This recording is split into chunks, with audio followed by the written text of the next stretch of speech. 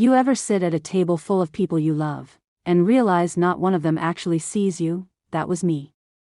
Last Sunday night. My mother's 60th birthday. 60 candles, all burning bright, and me, shoved at the far end of the table, right next to the swinging kitchen doors. The spot they always give me, the waiters kept bumping my chair. I didn't mind. I'm used to being in the way. A mom smiled across the table. Lena, you want some tiramisu? Before I could answer, my brother, Mason, leaned back in his chair, smirk already loading. Does she even have money for coffee? He said. Warehouse jobs don't pay much, right? Silence. 2 seconds of pure, heavy silence, then laughter. My father chuckled first. Then his wife. Even Mom did. I remember the taste of the water I drank instead of wine. Metallic. Cold. Mason didn't stop. He never did. What do you make? 30 grand a year? That's what we spend on insurance. He looked at his wife, like it was a punchline, and everyone laughed again. That I wanted to disappear into that chair. But I didn't. That I just said something like that. And he smiled wider. See? That's what I mean. No ambition. No drive. I built my tech company by 25. She's still scanning boxes at 32.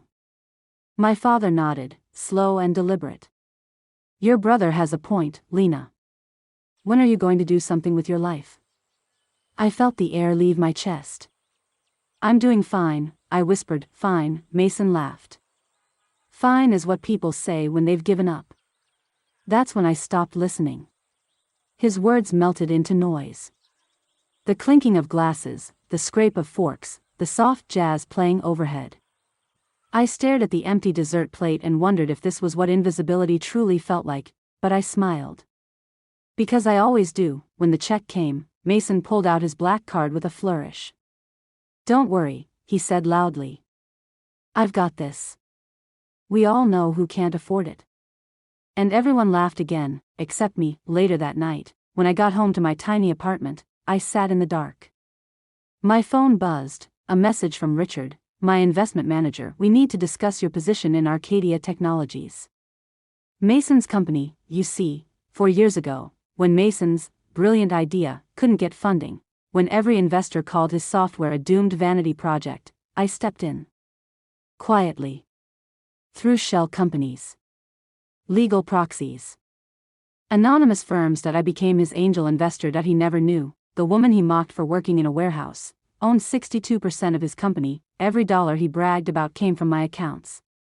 Every breakthrough he credited to fate was me keeping him afloat. That I worked that warehouse job part-time, mostly for the health insurance. The rest of my life was something no one saw. At a private portfolio.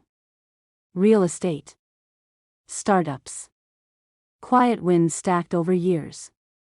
I lived below my means so my family wouldn't ask questions.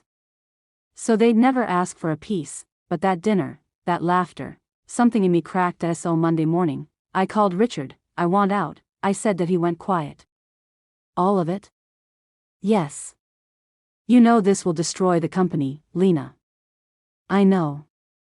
At 10:47 a.m., Mason got the notice. By 10:52, my phone rang. That he sounded different. Broken. Lena, something's happening.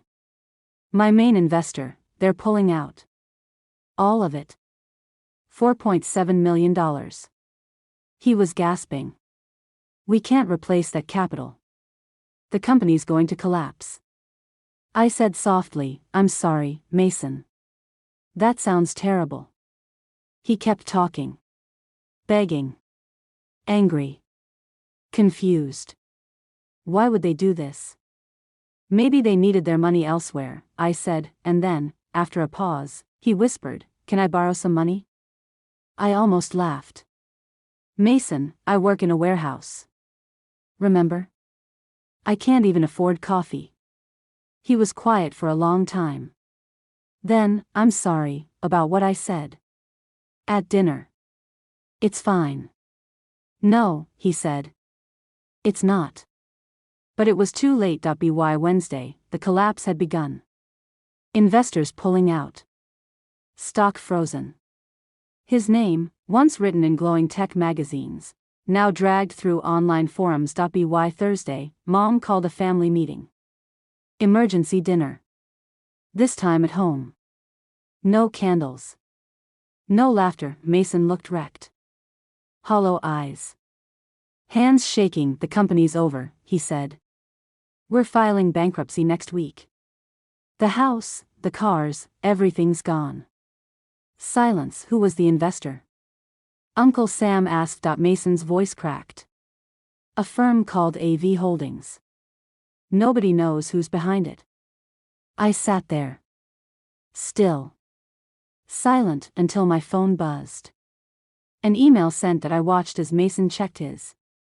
His face changed, confusion, shock, then disbelief. It's you, he said quietly. Everyone turned. You're AV Holdings.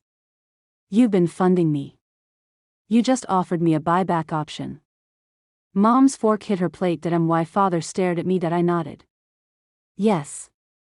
Mom whispered, but you don't have money. I smiled faintly. I do. I just never needed to prove it. How much? Someone asked. About 80 million, I said. The room fell silent. Mason's voice broke. You let me think I was better than you. I looked him straight in the eye. Would you have taken my money if you knew where it came from? From your warehouse worker sister? He looked away, his hands trembled. Why'd you pull out? He whispered. To punish me? No, I said. To wake you up.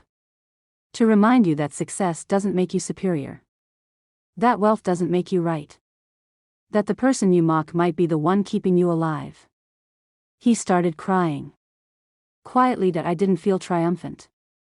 Just empty. I stood up, walked to the door, and said the only thing that felt true. You still have 30 days, Mason. Save what you can. I'm done investing in arrogance. I stepped outside. The night air was cold. The world felt cleaner, and for the first time in years. I didn't feel invisible anymore. Pause. If you've ever been underestimated, if you've ever been treated like your worth depended on your paycheck, remember this: the loudest in the room rarely have the most power. Sometimes, it's the quiet ones writing the checks behind the curtain.